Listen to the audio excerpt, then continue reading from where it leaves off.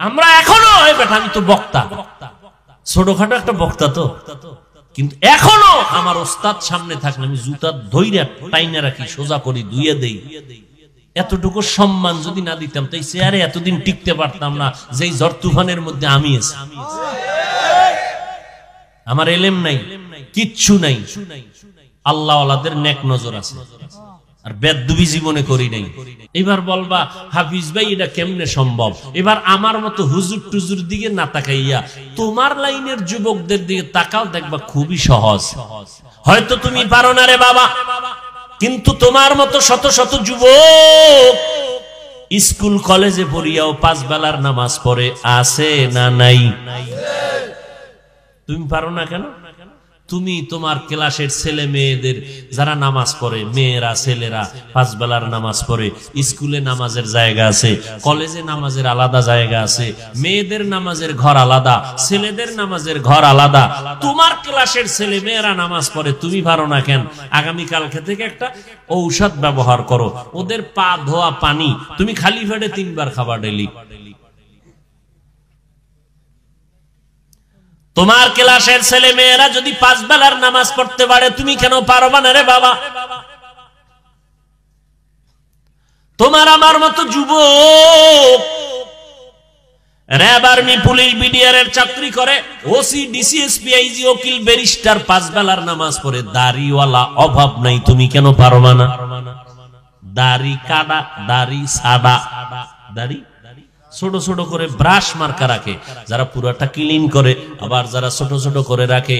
দোনো দলের গুনাহ সমান।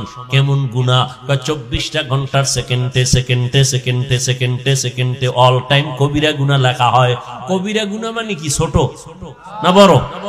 তুমি নাকটাই না সরিষার তেল লাগায় ঘুমাইতেছো, কিন্তু দাড়ি যে কাটছো এর গুনাহ কিন্তু লেখা বন্ধ নেই, অল টাইম লেখা থাকে। যতদিন পর্যন্ত তওবা না করবা ততদিন ফেরেশতাদের কলম বন্ধ হবে না। 24 ঘন্টার সেকেন্ডে সেকেন্ডে গুনাহ। শুধু কি তাই, মোনাজাত দিলে কোনো দোয়া কবুল হবে না।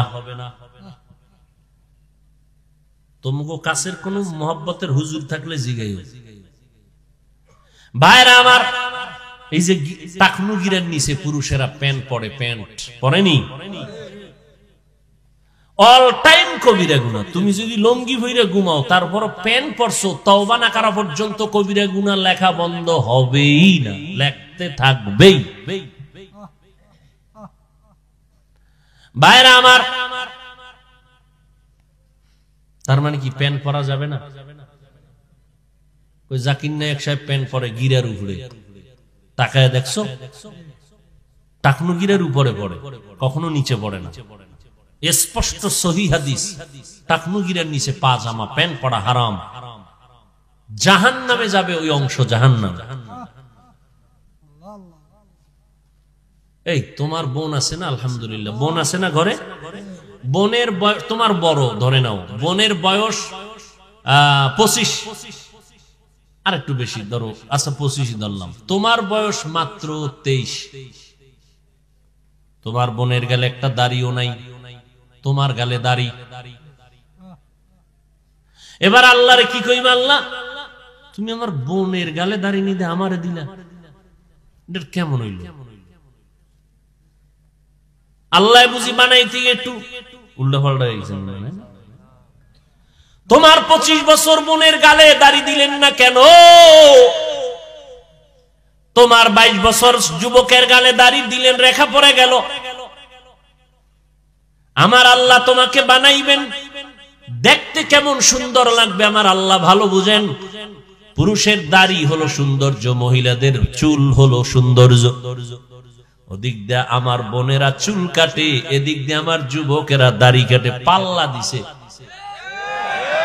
এরা চুল কাটে, এরা দাড়ি কাটে। ওই যে এক আল্লাহর বান্দা কয়েকদিন আগে ইন্তেকাল করছেন বাংলাদেশের, হ্যাঁ, জানাজার মধ্যে লেডিস আর জন্ডি সমানে দাঁড়ায় গেছে। কথা ঠিক না? এর মাইয়া বল, আমি দেখি না, শুনছি ছেলে নাকি মেয়ের মতো, মেয়ে নাকি ছেলের মতো। ভাইরা আমার, আল্লাহ সব ভাইকে হেদায়েত দান করুন। আবার এইরকম কিছু ডিজাইন পাইবেন বড় বড় ভণ্ডদের দরবারে। মারেফতের সম্রাট, গায়ে দেয় শালার চট, হাতের ভিতরে গাঞ্জার ভট, আছে না নাই? মাথার চুলগুলো এত বড় লম্বা, পিছন দিক দিয়া তাকাইলে মনে হয় এটা পুরুষ না মহিলা বুঝার উপায় নাই, আছে না নাই? বাবার দরবারে যায়, বাসগাড়ি 2টা বসছে, 5 আঙ্গুলে আংটি 10টা। এত আংটি কেন? সব মুসিবত ফিরানোর লাগে আংটি, আর ধনী হওয়ার জন্য বাম হাতের আংটি। পাথর, আকিব পাথর, এই পাথর সেই পাথর, যেই পাথর মাথা ঠান্ডা করে। কত ভংসং, এর কোন শেষ নাই। তো এবার এক সিডে উঠে বসে রয়েছে, বাবার দরবারে যায়, ঠোঁট নাড়াইতেছে, তসবি একটা আছে, পড়ুক আর না পড়ুক আঙ্গুল চলতেছে। অন্ধ ভিক্ষুক ভিক্ষা করার জন্য গাড়ি তুলছে। ভাই আমি চোখে দেখি না, তোমরা যাওয়ার বেলায় কিছু দান করো, বিপদ থেকে মুক্তি পাইবা, অ্যাক্সিডেন্ট থেকে বাঁচবা। তুই চুলওয়ালা মারেফতের সম্রাট বাবার দরবারে যাই, যাওয়ার যাত্রাপথে কিছু দান করলো 10 টাকা। অন্ধ মানুষ তো টের পাইল না কে দান করলো, হাতটা বুলাইয়া দেখে চুলগুলো বড় লম্বা। মহিলাও দিতে পারে, পুরুষেরাও দিতে পারে। তো চুলগুলো লম্বা দেখে অন্ধ মনে করছে হ্যাঁ মহিলা দান করছে, পুরুষেরা দান করে নাই। এবার একটা দোয়া করা দরকার। আমি অন্ধ মানুষের দোয়া খালি ফেরত যায় না। ও আল্লাহ, আমি চাওয়া মাত্র আমার অন্ধের কলিজা ঠান্ডা করিয়া যেই চুলওয়ালা আমাকে 10 টাকা দিয়া বরকত দিল, আমি দোয়া করি রে মালিক, তার গর্ভে একটা নেককার বাচ্চা দিও। হ্যাঁ, বড় কঠিন। পয়গম্বর স্পষ্ট হাদিসে বলেছেন, যেই মেয়েরা ছেলেদের মতো সাজবে এরা জাহান্নামে যাবে, যেই ছেলেরা মেয়েদের মতো সাজবে এরা জাহান্নামে যাবে। আহা, আচ্ছা আমগো কি খারাপ দেখা যায়? মিছা কথা কইস না রে যুবকরা। এই দেখ চুল চারিদিক সমান, এক জায়গায় দিয়ে বড় না, এই জায়গায় আমি নিজে মেশিন ধরে সমান করছি, পিছে যেই রকম সমান এখান থেকেও সমান। এরপরে টুপি সবসময় মাথায় দিই, সবসময় চেষ্টা করি ঘুমাইতে গেলেও টুপিটা মাথায় থাকুক। আমার এক ওস্তাদ কইছে ছাত্র জীবন অনেক আগে, টুপি মাথায় দিয়ে ঘুমাবি, আজরাইল এসে যেন দেখে সুন্নত তোর মাথার পাশে। যেমন ঘড়ি হাতে দেই না কখন, শুধু বয়ানের টাইম দেখা লাগে যেন ডান হাতে দিছি, ডান হাতে। কেন? ওই ওস্তাদ আমারে কইছে, মুরব্বীরা জিগাইব, তোমার ওস্তাদ জিগাইব টাইম কত, তুমি বাম হাতটা সামনে নিবা কেন? আদবের ভিতরে বরকত বেশি, এই জন্য ডান হাতে দিই। তাও বয়ানের টাইমে আবার খুলে রাখি, ঘড়ি হাতে দেওয়া পছন্দ লাগে না।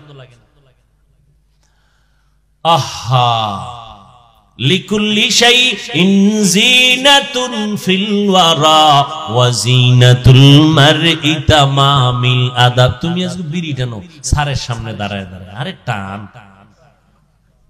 সুখ টান। হ্যাঁ, কি টানা টান? আল্লাহ হেদায়েত দান করুন। আমরা এখনো বেটা, আমি তো বক্তা, ছোটখাটো একটা বক্তা তো, কিন্তু এখনো আমার ওস্তাদ সামনে থাকলে আমি জুতা ধইরা টাইনা রাখি, সোজা করি, ধুইয়ে দেই। এতটুকু সম্মান যদি না দিতাম তাই চেয়ারে এতদিন টিকতে পারতাম না, যেই ঝড় তুফানের মধ্যে আমি আছি। আমার এলেম নাই, কিচ্ছু নাই, আল্লাহ ওয়ালাদের নেক নজর আছে, আর বেদবি জীবনে করি নাই। ও যুবক আল্লাহর গোলাম, তোমার মতো যুবক স্কুল কলেজে পড়িয়াও যদি নামাজ পড়ে, তুমি তোমার বিবেকটাকে একটু জিজ্ঞাসা করো, তুমি কেন পারবা না? ঘুমের ঘরেও কত মানুষ মরিয়া যায়, ঘুমের ঘরেও কত মানুষের ইন্তেকাল হয়ে যায়। আজকে রাতের বেলা তুমি যদি ঘুমাইয়া যাও, সকালবেলা মা ডাক দিবে ঘুম থেকে উঠো, হঠাৎ মা নজর করে দেখবে, শরীরের মধ্যে হাত দিয়ে দেখবে বরফের মতো ঠান্ডা, কাঠের মতো শক্ত, চিৎকার দিয়া বলবে আমার ছেলে আর নাই। অযুবক, জীবনটাকে হেলায় হারাইও না।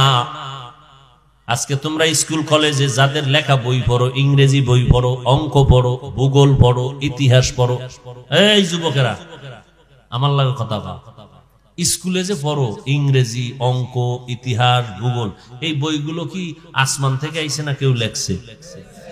আচ্ছা একটু চিন্তা করতে, আল্লাহ তো বিবেক দিছে, যে বইটা লেখলো তার কপালটা কত বড় সান কপাল যে তার লেখা বইটা সমস্ত স্টুডেন্টরা কবুল করে নিছে। সমস্ত কলেজের ছেলে মেয়েরা তার বই পড়িয়া ইংরেজিতে কথা বলে। তাহলে ওই লোকটার জীবনে দেখেও নাই, এই বইটা যিনি লেখছে তার দেখেও নাই। তোমার মতো যদি সারা রাত্র মোবাইল চালাইয়া কবিরা গুনাহ করে কাটাইতো, জীবনে তার বই লেখা হতো না। তার কপাল কত ভালো যে তার লেখা বইটা আজকে সব ছেলে মেয়েরা পড়ে, শ্রদ্ধার সাথে চুমা খায়। তুমি মইরে গেলে কি দিয়ে যাবা জাতিরে, যেটা ধইরা চুমা খাইবে মহব্বতে? কি দিছো? গালি। মা বাবারে দিছো খারাপ আচরণ। মা বাবায় মনে মনে কষ্ট পায় আর বরদোয়া করে, মরে না কেন?